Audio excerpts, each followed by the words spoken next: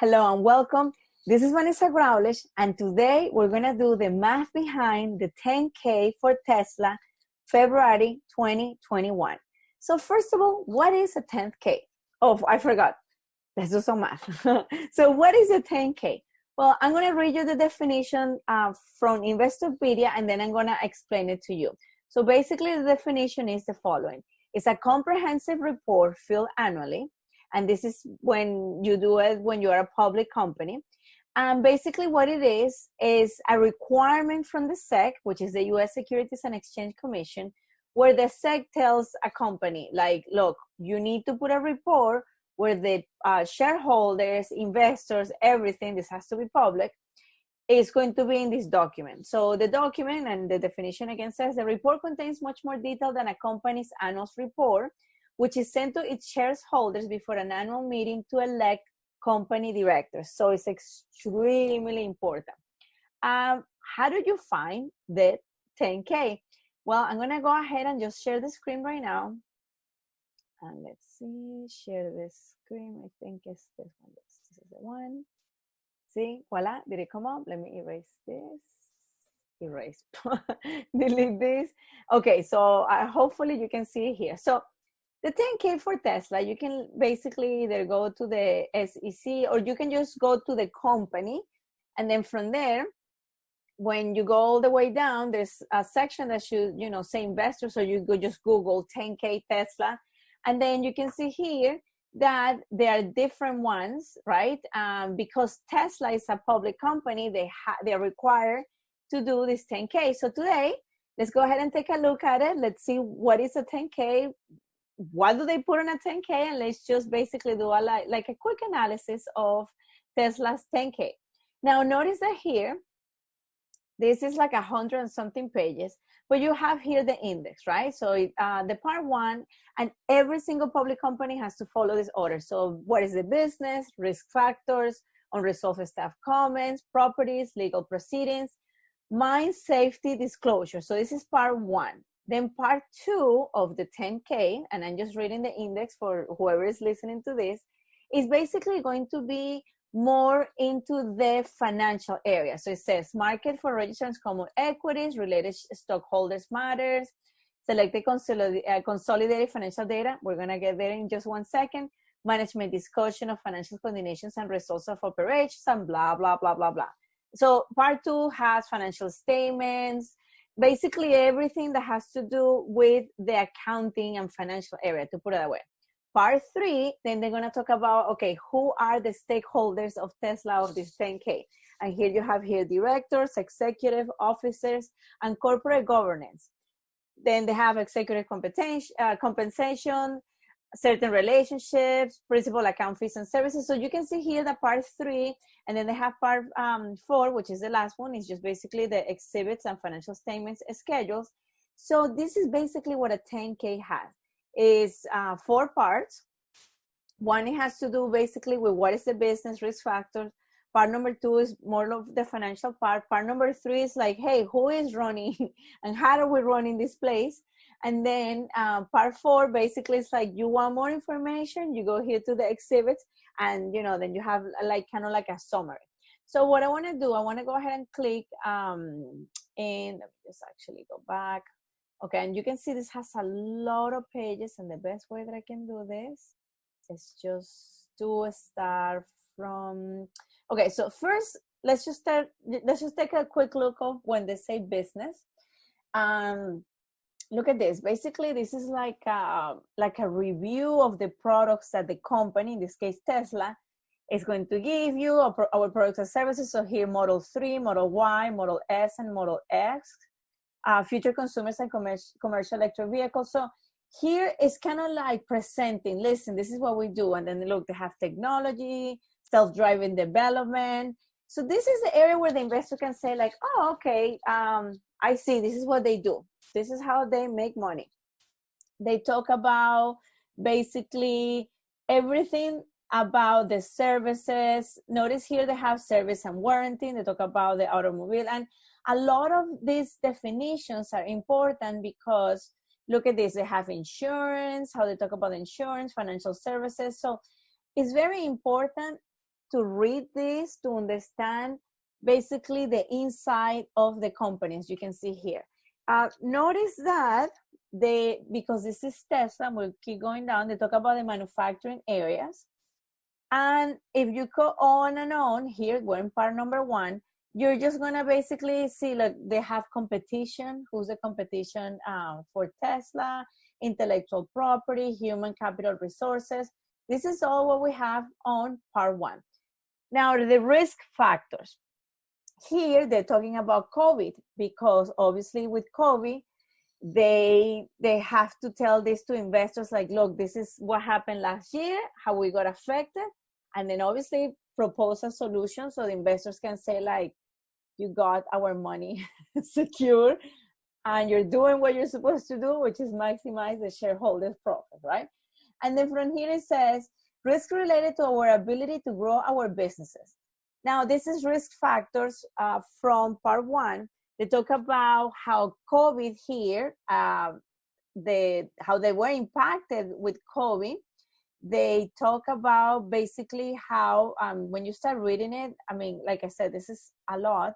When you start reading it as an investor, you can understand, you say, okay, well, so who was, for example, here they're showing our suppliers might fail to deliver components according to schedules, prices, quality, and volume. So all of these are unexpected changes, to put it that way, because the pandemic, no one knew that this was going to happen. So obviously, especially I guess with technology, that it just goes so fast. And when you're building a car, parts, I guess like the logistic must be extremely complex, especially like this type of a specific, like, you know, electric car. So it's very interesting to understand this and read this, because you're basically seeing how one of the most incredible companies is dealing with the pandemic. So I feel that this is a good way to understand what they're doing and trying to see like, well, is this going to help the value of the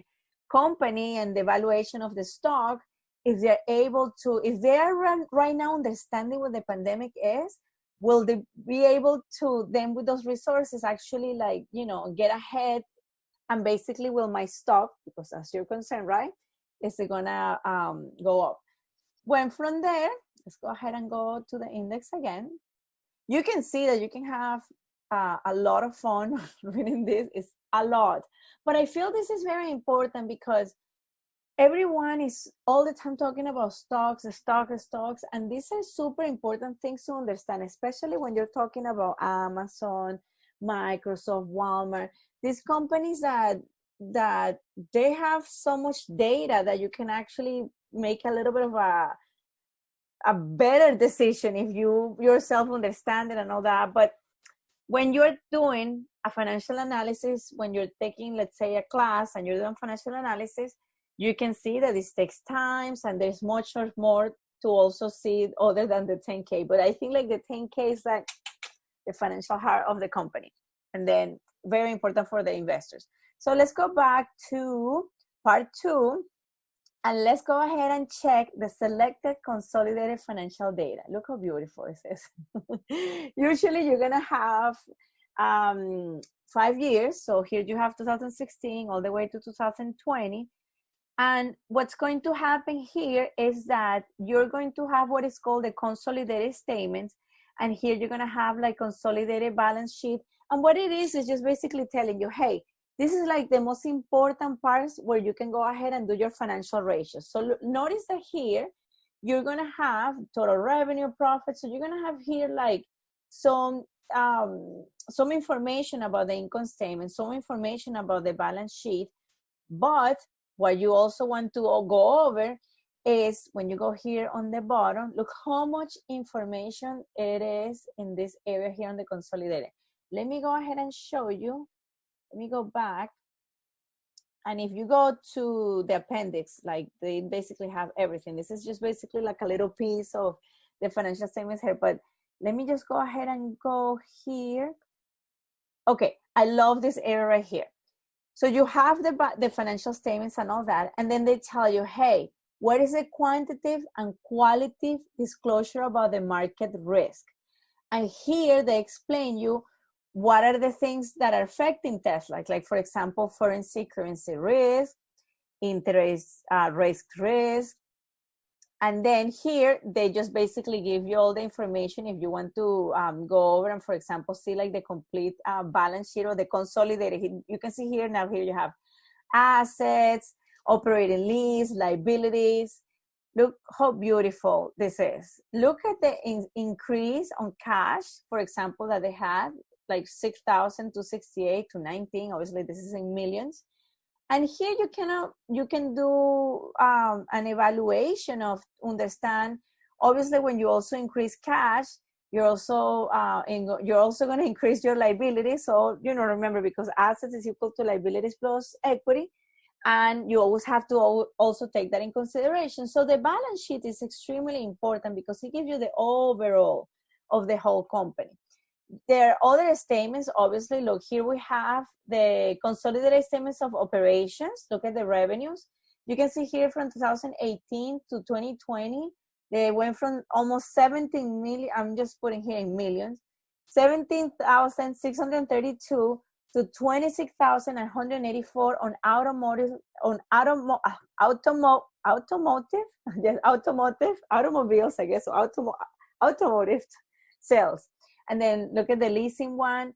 Now from here, it's also important that when you get more capital, you also get more debt. You're also paying more interest expense. And that's the reason why you also see an increase here on interest expense. So you can see that every single movement that the company does, and when you see the statement in general, you kind of see like, but wait, why is their liability so much more? And that's when you go to the notes and then you see on the part of liability, and then they explain you, we have more liabilities because we had to increase our operation, and because of that they went ahead and they got more equipment. I'm just making an example, but they have to financing, blah blah blah blah blah. So this is how wonderful this 10K is. I get excited.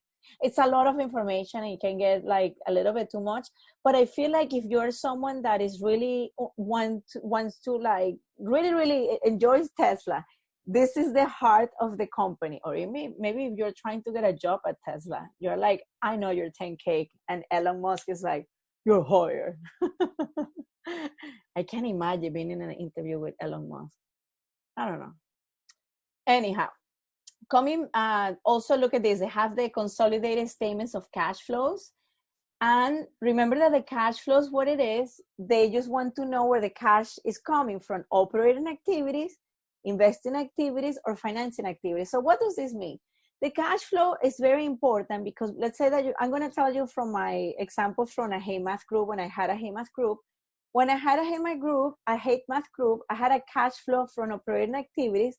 And this was basically from what the tutors will make, what I will make as a tutor. And that was operating activities because it was something that was going on all the time. Operating activities, that's what they call it, like that. Then the one from investing activities will be, for example, if I have something like a cash coming in, or for an investment. Let's say that I own the building and a little piece of the building for a Hey Math, which I didn't own the building, but I just put an example. Let's say that I own the building and then I had a Hey Math here, and then next door to me, I will rent that. Then that actually will be a cash flow from an investing activity. Then from there, you have the cash flows from financing activities.